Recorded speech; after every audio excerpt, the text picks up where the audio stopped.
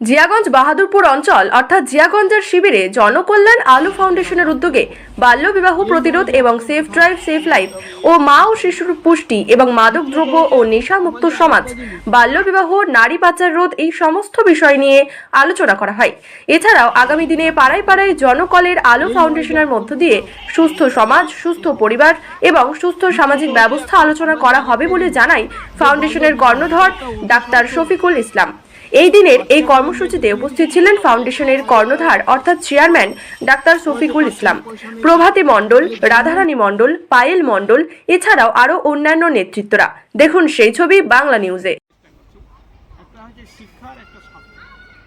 শিক্ষা আর স্বাস্থ্য এটা আমরা সর্বদা বলে থাকি যে অনেক সময় আমরা দেখি যে গ্রাম্য পরিবেশে অনেক মা বোনেরা যখন কোনো সমস্যায় পড়ে তখন পরীক্ষা নিরীক্ষা করতে গেলে অনেক টাকা পয়সা লাগে, তার জন্য অনেকে পিছিয়ে আসে। সরকারি হসপিটালে গেলে হয়তো ট্রিটমেন্টটা পাই, কিন্তু যখন আমাদের পরীক্ষা নিরীক্ষা লেখে তখন কিন্তু পারি না।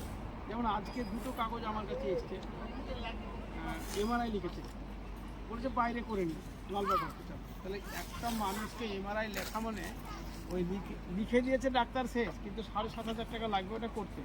তারা দেখায় যে গরিব মানুষ, সে হয়তো মাসেই 7,000 টাকা রোজগার করে, কিন্তু সেটা করতে সম্ভব নয়। কিন্তু আমাদের সঙ্গে যারা আছে তাদের যদি লিখে, তাহলে আমরা ওটা 2,000 টাকায় করতে, কথাটা বুঝতে পারলে বাকি টাকাটা এই সংস্থা দেবে। যারা আমরা কথা বলছি, যারা একসঙ্গে আমরা আছি, তারা দেবে। একটা বাচ্চা হয়তো কোনো মিশনে পড়বে, তোমাদের চয়েস হবে কোথায় পড়াবা না পড়াবা। সেইখানে পড়ানোর জন্য এখন সব, তুমি রামকৃষ্ণ মিশনে পড়াও, মাদার টেরেজা মিশনে পড়াও, ভয়েসে পড়াও, ওটুতে পড়াও, এরকম বড় বড় মিশন আছে। সেইখানে পড়াতে গেলে একটা মোটা অঙ্কের টাকা ডোনেট করতে হবে। যে ভর্তি ফি হয়তো 30,000 টাকা, মাসে লাগবে 5,000 টাকা, সেইখানেও আমরা 50% ভর্তি দিই। যে হয় যেখানে 30,000 টাকা ভর্তি ফি, সেখানে হয়তো আমরা 15,000 টাকা দিব, তোমরা 15 দিবে। যেখানে হয়তো মাসে 5,000 টাকা, ওটা আমরা ছাড় করে ওটা হয়তো 2,500 টাকা 3,000 টাকা করে দেবো, এটা আমাদের দায়িত্ব।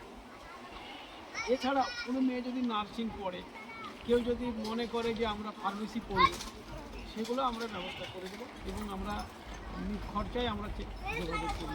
এরকমও আছে যে ভালো মেধা, সে পড়তে চায়, তার টাকা পয়সা নেই, হয়তো গোটা 20-30,000 টাকা দিতে পারবে, বাকি দিতে পারবে না, সেটা আমরা করি, তাকে আমরা কাজ পাইয়ে দেবো। এবং সে নিজের ইচ্ছাতে জিয়াগঞ্জে ভর্তি হতে পারে, জিয়াগঞ্জ কলেজে আছে, বহরমপুরে আছে, বাড়ি থেকে যাতায়াত করে পড়ে। এই নয় যে একদম কোথাও চলে যেতে হবে, এসব। দ্বিতীয়ত হচ্ছে এখন সমাজে আরেকটা জিনিস, যে বাল্য বিবাহ, এটা একটা অভিশপ্ত রোগ। বাচ্চাকালে মেয়েদের বিয়ে দিচ্ছে দুটো কারণে, একটা অভাবের কারণে, পড়াতে পারছে না, পয়সা নেই তাই। তাহলে গভর্নমেন্ট যেখানে পড়ানোর জন্য বারবার উদ্যোগ দিচ্ছে, এবং কন্যাশ্রী থেকে শুরু করে, রূপশ্রী থেকে শুরু করে, সবুজ সাথী থেকে শুরু করে, গভর্নমেন্ট যেখানে এত কিছু দিচ্ছে, তাহলে আমাদের বাচ্চারা কেন পিছাবে? তাহলে সেই জায়গাটাকে লক্ষ্য করে আমরা বলছি কি না, বাচ্চাদেরকে বাল্যবিবাহ নয়, সে প্রাপ্ত বয়সেই বিয়ে হবে, তবেই সেই মা হলে পরে সুস্থ মা হবে, বাচ্চা হলেও সুস্থ মা হবে, সুস্থ বাচ্চা হবে। দ্বিতীয়ত হচ্ছে যে ছোট ছোট বাচ্চারা যাদের পড়ার বয়স, তারা পড়া ছেড়ে দিয়ে আজকে দেখছি বাইরে শিশু শ্রমিক খাটতে যাচ্ছে। সেই শিশু শ্রমিকটা আমরা চাইছি না, আমরা চাইছি সে শিশু, তার খেলার বয়স, পড়ার বয়স, সে খেলবে, পড়বে, শিখবে, জানবে, দেখবে, সেটাই হচ্ছে তার কাজ। সে যখন বড় হবে তখন সে তার কার্যক্ষমতায় যেটা আসবে সেটা করবে। এই সবগুলো নিয়েই জনকল্যাণ আলো ফাউন্ডেশন। আমরা আগামী দিনে যদি তোমরা সহযোগিতা করো, এখানে আমরা একটা বড় করে স্বাস্থ্য সচেতনতা শিবির করব, যেখানে আমরা ফ্রি স্বাস্থ্য ক্যাম্প থাকবে এবং মেয়েদেরকে আমরা ন্যাপকিন ফ্রি করে দিব। এটা ঈদের 2 তারিখে ঈদ হচ্ছে, 31 তারিখে ঈদ হচ্ছে, হয়তো 5 তারিখ 7 তারিখের মধ্যে হয়তো আমরা একটা এখানে এপ্রিল মাসে একটা সভা করবো। সেই সভাটা একটু বড় করে মোটামুটি 100 মহিলা নিয়ে, এবং সবাই সেটা বুঝবে। এটা এই নয় যে এখানে আরে চাকরি পাবে, এই নয় যে এখানে কোনো কাজ পাইয়ে দেওয়া হবে, এগুলা কিন্তু নয়।